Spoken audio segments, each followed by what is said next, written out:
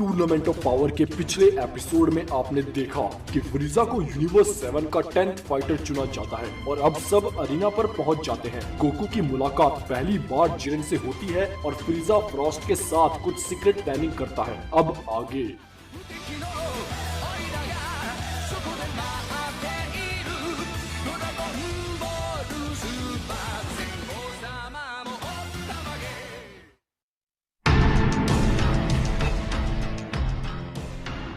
तो अब मैं टूर्नामेंट ऑफ पावर के रूल्स एक बार और आप सबके सामने रखता हूँ। टाइम लिमिट होगी 100 टास्क की। समय के बीतने के साथ साथ ये बीच वाला खंबा अपने आप ही नीचे गिरता जाएगा। जब ये बिल्कुल नीचे पहुँच जाएगा तो टूर्नामेंट खत्म हो जाएगा। टेक्निक्स के अलावा कोई भी हथियार और किसी को जान से मारना रूल्स के खिलाफ है। आप सभी को अपने अपोनेंट्स को फाइटिंग स्टेज से नीचे गिराना होगा।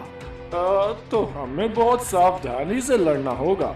गिरने से बचने के लिए आप लोग हवा में नहीं उड़ सकते सिवाय उन फाइटर्स के जिनके पास पहले से ही पंख हैं। आप कितने भी जख्मी हो जाओ लेकिन कोई भी हीलिंग आइटम यूज करना सख्त मना है।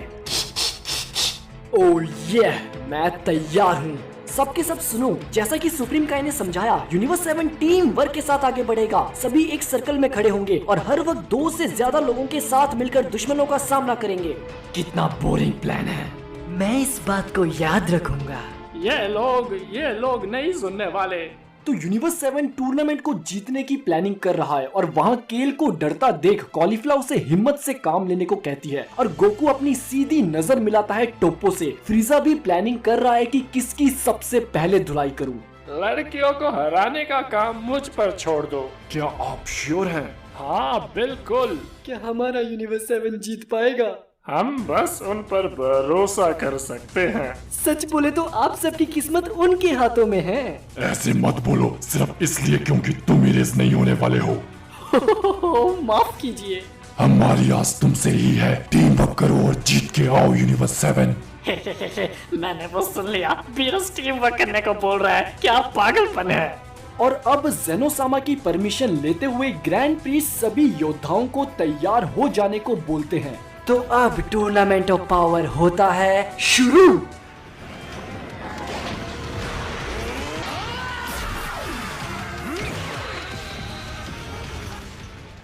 तो टूर्नामेंट शुरू होते ही सब आपस में भिड़ जाते हैं। गोकू भी अपना रास्ता चुन लेता है और सीधा टोप्पो को ललकारता है, लेकिन उसका सामना यूनिवर्स 4 के किसी एक बंदे से हो जाता है। गोकू के बाद एंड्रॉइड 17, 18, वेजिटा और फ्रीजा भी अपने अपने रास्ते निकल जाते हैं। तो एक रोबोटिक फाइटर गोल गोल घूम के सबको यहाँ वहाँ पटक रहा है। Super survival mode. मौत समय कहते हैं सबको पटक के बाहर कर दो। लेकिन तभी अचानक से हिट आके इस रोबोट को एक ही लात से रोक देता है। इसे देखकर यूनिवर्स 3 के गॉड्स हैरान हो जाते हैं और फिर दूसरी तरफ से बाजिल आके उस रोबो की दूसरी आर्म को भी अपनी किक से ब्लॉक कर देता है। प्लान फेल हो गया। वाओ, फेल हो गया प्लान। और फिर बाजिल का मुकाबला हो रहा है एक उड़ने वाली तितली से, लेकिन बाजिल के सामने ये लड़की ज्यादा देर नहीं टिकती और बाजिल इस लड़की को अरीना से बाहर ब्लास्ट कर देता है और ये लड़की टूर्नामेंट की सबसे पहली एलिमिनेट हो जाने वाली फाइटर बन जाती है। ओह अच्छा, तो अगर हम स्टेज से नीचे गिरे तो बाहर बेंच पर पहुंच जाएंगे। यूनिवर्स 10 की लिलीब्यू एलिमिनेट हो चुकी है। अब गॉड पैड का टाइम आ चुका है। तो जेनोसामा गॉड पैड में यूनिवर्स 10 की लिलीब्यू को एलिमिनेटेड मार्क कर देते हैं।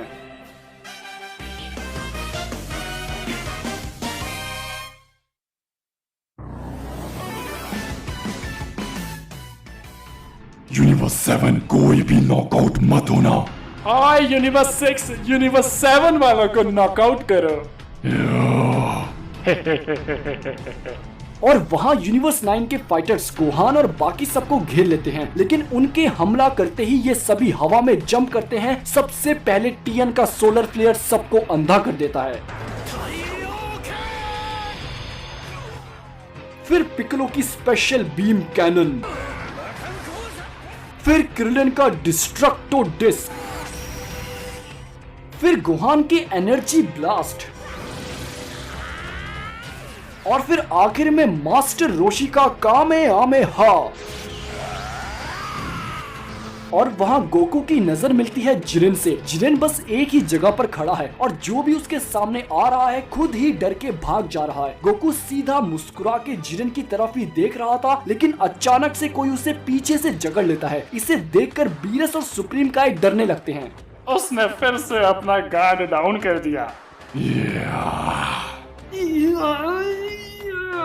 गोकू अपनी फुल पावर यूज करो। ये बंदा गोकू को बहुत जोर से जकड़ा जा रहा है और वो गोकू को अपने साथ लेकर स्टेज के कॉर्नर की तरफ बढ़ा जा रहा है। तुम क्या कर रहे हो? तुम खुद भी गिर जाओगे।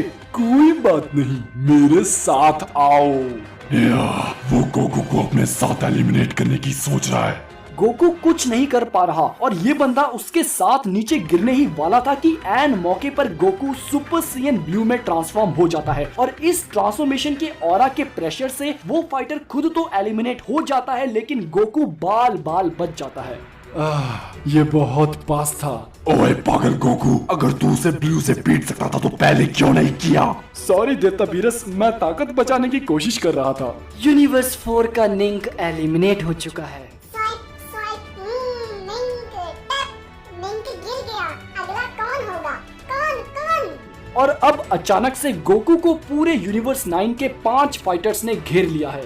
तुम तो बहुत ज्यादा लोग हो, लेकिन मुझे ऐसी ही चीजें बहुत पसंद आती है।